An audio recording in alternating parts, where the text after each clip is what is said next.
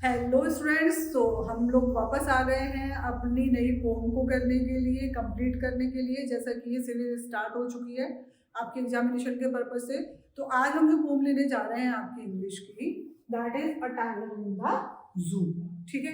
So basically ये इनका जो आपके लेस्ली नॉरिस है, इनका लिखा हुआ है, ये इसके पोएट हैं। और यहाँ पर उन्होंने क्या शो करने की कोशिश की, आपको ये समझना है। उन्होंने ये दिखाने की कोशिश की है कि देखो, जो टाइगर है वो क्या है, वो एक वाइल्ड एनिमल है। जब वो अपने जंगल में होता है तो उसका कैसा बिहेवियर होता है, और जब उसको क्या कर दिया गया है, उसको लॉकअप कर दिया गया है, उसे जू में डाल दिया गया है, केज में डाल दिया गया है, तो उसका व्यवहार कैसा हो जाता है, वो डिफरेंस यहाँ पर पोएट ने शो करने की कोशिश की है। तो स्टार्ट करते हैं अपनी पोम को line by line. Okay. He stocks in his vivid strips the few straps of his cage on pads of velvet quite in his quiet rage। क्या कहने की कोशिश कर रहे हैं पोएट यहाँ पर कि देखो, ही स्टॉक्स, स्टॉक्स का क्या मतलब होता है, स्टॉक्स का मतलब होता है चलने से, यहाँ पर उनका मतलब आया है। In his vivid steps, vivid का मतलब कलरफुल, डिफरेंट डिफरेंट, मतलब कुछ चटकीला कलर जो होता है उसको हम विविड बोलते हैं। और स्ट्रिप्स जो कि टाइगर के ऊपर स्ट्रिप्स होती है, उनकी बात हो रही है। The few steps of his cage, कि वो अपनी इतनी सुंदर, इतनी विविड स्ट्रिप्स को लेते हुए अपनी केज के अंदर कुछ कदम ही घूम पा रहा है, क्योंकि केज इतनी बड़ी तो होती नहीं है। ठीक है। On pads of velvet quiet in his quiet rage, और जो उसके पैर हैं, पैर के का जो नीचे का हिस्सा है उस वो कैसे है, वो वेलवेट की तरह है, क्वाइट, बिल्कुल शांत है यहाँ पर। और क्या हो रहा है, इन हिज क्वाइट रेज, और उसकी इस समय जो रेज है वो भी क्या हो चुकी है, क्वाइट हो चुकी है। ठीक। तो अब हम इसको लाइन वाइज मीनिंग देखेंगे, इसका एक्सप्लेनेशन देखेंगे। The poet sees a tiger locked in a concrete cell in the zoo. Poet क्या देखता है, पोएट देखता है कि एक टाइगर है जो एक कॉन्क्रीट सेल में, यानी कि जू के अंदर लॉक्ड अप है। It is a very small cage, बहुत छोटी सी केज है। The tiger can hardly take a few steps along the length of the cage. Tiger क्या कर पा रहा है, बहुत कम स्टेप उस केज के अंदर ले पा रहा है। रीजन, छोटी सी केज है, वो उतना नहीं चल पा रहा है जितना कि वो चल सकता है। Then he looks majestic as he slowly moves up and down in his cage. लेकिन उसकी जो चाल है वो कैसी है, दैट इज मजेस्टिक। मजेस्टिक आप लोग समझते हैं कि एक गर्व है उसके चलने में। और जब वो कैसे चल रहा है, he moves slowly up and down in his cage, fine। The sharp and clear stripes on his body are of strong bright color। जो उसकी बॉडी के ऊपर स्ट्रिप्स हैं वो कैसी है, वो स्ट्रॉन्ग ब्राइट कलर की हैं। His pads are velvet soft। उसके जो पैरों के नीचे का हिस्सा है वो बिल्कुल इतना सॉफ्ट है जैसे कि वेलवेट होता है। In spite of all his strength, पूरी स्ट्रेंथ के अलावा, in spite of, he now lies imprisoned behind the bars. इतनी स्ट्रेंथ होने के बावजूद भी वो क्या है, वो इम्प्रीजेंट है। कहाँ है, बार्स के पीछे है। ठीक। The caged tiger is angry, वो गुस्से में है। भाई ऑब्वियस सी बात है कि जो एक एनिमल जिसको जंगल के लिए जिसकी लाइफ है, और उसको अगर केज्ड कर दिया जाएगा तो क्या होगा, वो एंग्री होगा। He is full of rage but is quiet, वो पूरा गुस्से से भरा हुआ है लेकिन फिर भी क्या है, शांत है। Because he knows that he is helpless here, क्योंकि वो जानता है कि वो यहाँ पर कुछ नहीं कर सकता है। Then we come to the second paragraph.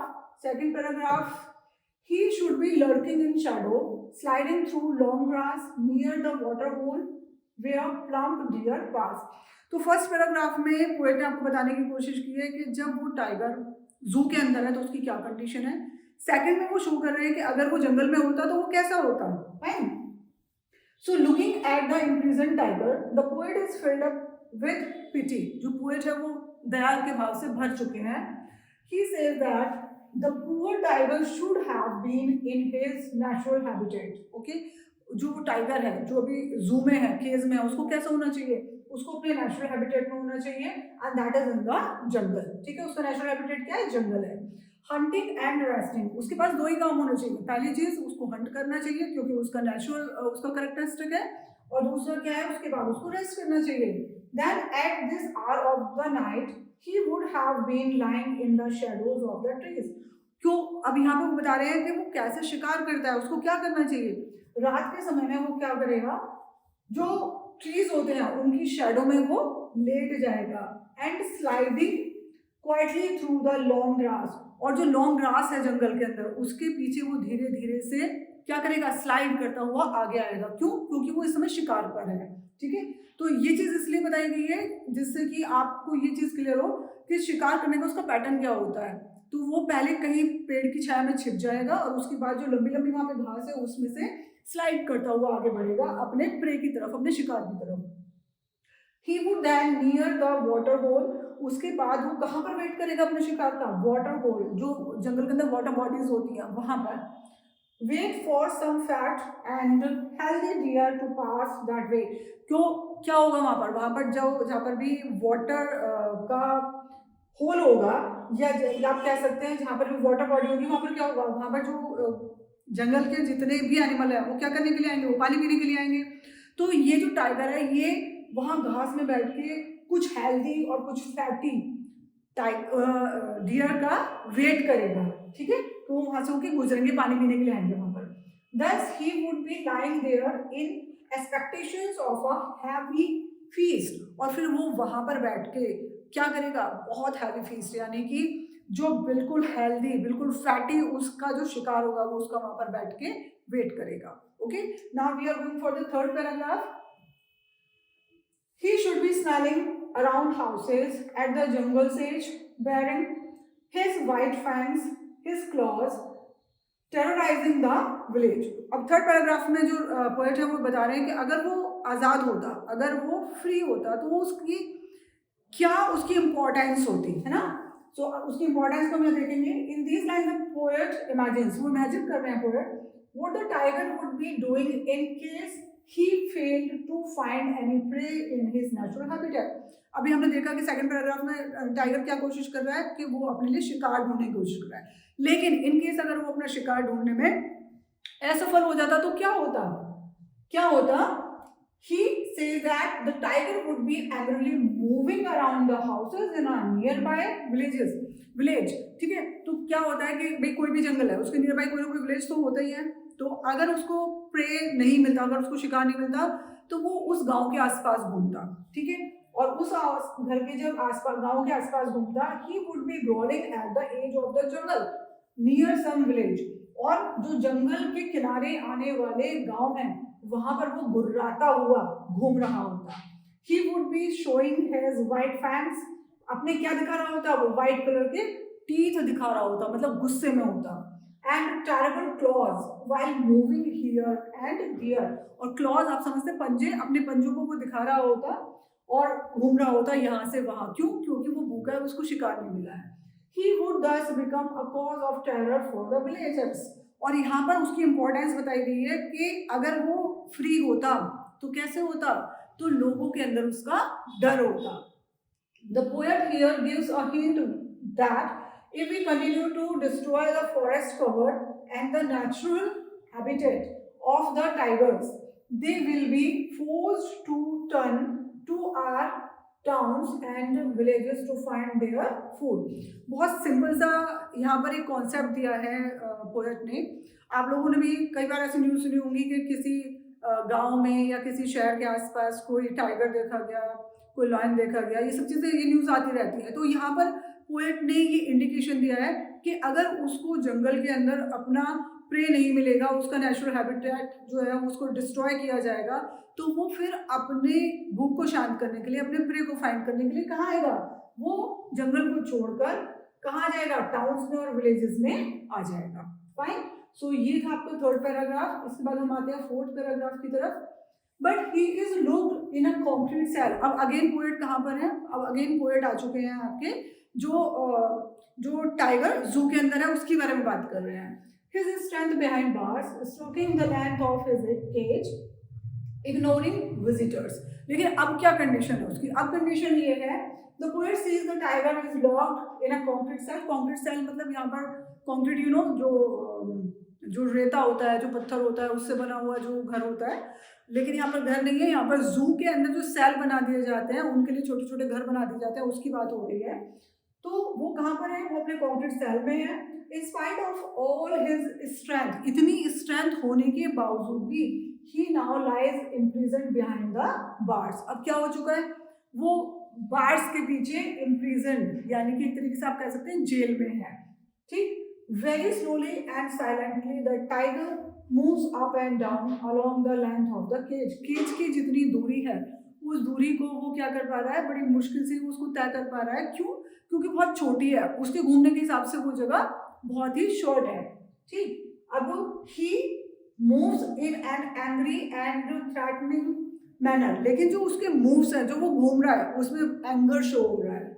He takes no note of the visitors, उसे जो विजिटर्स उसे देखने आ रहे हैं उसकी तरफ उसका कोई ध्यान नहीं है। Who had come to the zoo to have a look at him, जो उसे देखने के लिए आया उनकी तरफ उसका कोई फोकस नहीं है। He completely ignores them, वो उनको पूरी तरीके से इग्नोर करता है जो विजिटर्स उसे देखने के लिए आए हैं। As none of them thinks of realizing him from his prison, क्योंकि किसी को इस बात से कोई मतलब ही नहीं है कि वो imprisoned है। ठीक, moreover due to their presence he hardly gets any rest during the day। अब लोग दिन भर आते रहते हैं तो ही मतलब जो टाइगर है वो क्या नहीं कर सकता है, it can not take the rest properly, वो ढंग से रेस्ट भी नहीं कर पा रहा है। तो इसलिए उसे उन विजिटर्स से कोई मतलब नहीं है जो उसको विजिट करने के लिए वहां पर आ रहे हैं, वो उसको उन लोगों को क्या कर रहा है, इग्नोर कर रहा है। ठीक, so the last paragraph of the poem, he hears the last voice at night, the patrolling cars, and stares with his brilliant eyes at the brilliant stars। So very simple, बहुत अच्छा paragraph है, कई बार exam में आता है, इसमें से question भी आता है। और आप लोग देखो इसको मतलब अच्छे से समझने लायक कर रहे हैं आपको। ड्यू टू द विजिटर्स, जो विजिटर्स रेगुलर उसको विजिट करने के लिए आते हैं, the tiger gets no rest during the day, तो डे के टाइम में उसको कोई रेस्ट नहीं मिल पाता है। Even at night he remains disturbed due to the noise that comes from the patrolling cars। और नाइट के टाइम पर भी क्या होता है कि जो पेट्रोलिंग कार्स होती हैं, पेट्रोलिंग कार्स आई थिंक आप लोग समझते होंगे, पेट्रोलिंग कार्स होती है जो नाइट में जिसे कहते हैं गश्त लगाना। तो जो जू होते हैं उसके अंदर भी लास्ट में एक पेट्रोलिंग कार घूमती है, वो देखती है कि सारे केज बंद हैं या नहीं है और सारे जो एनिमल्स हैं वो इनसाइड हैं। तो उस तरीके की जो पेट्रोलिंग कार है वो भी नाइट में उसको डिस्टर्ब करती है। फिर क्या है, the tiger has thus lost all hope and feels very helpless। अब वो अपनी सारी होप खो चुका है, अपने आप को बहुत हेल्पलेस फील करता है। He thus stares at the brilliant stars shining brightly in the sky। वो उन ब्राइट स्काई में ब्राइट स्टार्स की तरफ देखता है और it seems that he is looking for some sort of comfort and hope in these stars। और वो स्टार्स को जब देख रहा है तो उसको देखकर ऐसा लगता है कि वो इस वजह से उनको देख रहा है कि शायद उसे कुछ आराम मिल सके। ठीक है, एक होप की नज़र से वो उनको देख रहा है स्टार्स को। और his brilliant eyes show that he still hopes for the day when he would be able to run free in the forest and live in natural surroundings। और लास्ट में जो पोएट है वो ये कह रहे हैं कि जो उसकी ब्रिलियंट आइज है, यानी कि उसकी जो चमचमाती हुई आंखें हैं, उन आंखों के अंदर कभी कभी ये होप भी दिखाई देती है कि शायद कभी वो एक दिन आएगा जिस दिन वो आज़ाद होकर जंगल में घूमेगा। ठीक है, so this was your poem. अब आती है बात थीम की। थीम बहुत क्लियर है लेकिन फिर भी हम इसका कंक्लूजन एक बार देख लेते हैं। In this poem, the poet is conveying an important message that wild animals should be in their natural habitat। This is very obvious। So यही इसकी थीम है। पोएट यहाँ पर आपको बता रहे हैं कि जो कोई भी एनिमल है उन्हें कहाँ रहना चाहिए, उन्हें अपने उनके नेचुरल हैबिटेट में रहना चाहिए। तो जो जंगल के प्राणी हैं वो जंगल में ही रहें तो ज़्यादा बेटर होगा। आप लोगों ने कभी कभी देखा होगा कि हम लोग बर्ड्स को भी अपने यहाँ पर पाल लेते हैं या घर में रखना पसंद करते हैं। तो आप खुद सोचोगे उनके लिए पूरा आसमान बना है, पूरा स्काई उनके लिए है, लेकिन हम लोग क्या करते हैं कि छोटे से पिंजरे के अंदर उनको कैद कर देते हैं। तो इस तरफ हम लोगों का सबका ध्यान होना चाहिए कि जितने भी नेचुरल एनिमल्स हैं उनका हम ध्यान रखें और हमें क्या नहीं करना चाहिए, हमें उनको पिंजरों में लाके बंद नहीं करना चाहिए, चाहे वो आपका टाइगर है या वो कोई बर्ड है। Okay, so this was your poem and hopefully आप लोगों को क्लियर हो गई होगी। अगर इससे रिलेटेड कोई डाउट है, कोई क्वेश्चन है, आप कमेंट बॉक्स में डाल दीजिएगा, आपको उसका आंसर मिलेगा 100%। और अगर आप लोगों को 10th क्लास के नोट्स चाहिए तो वो भी आप हम लोगों से ले सकते हैं। हमारी मेल आईडी हमारी जो चैनल है उस पर दी हुई है, आप लोग हमें मेल कर सकते हैं। एंड नेक्स्ट पोम तक अपना ध्यान रखिए, अच्छे से प्रिपरेशन कीजिए, कोई भी प्रॉब्लम है हमसे पूछिए।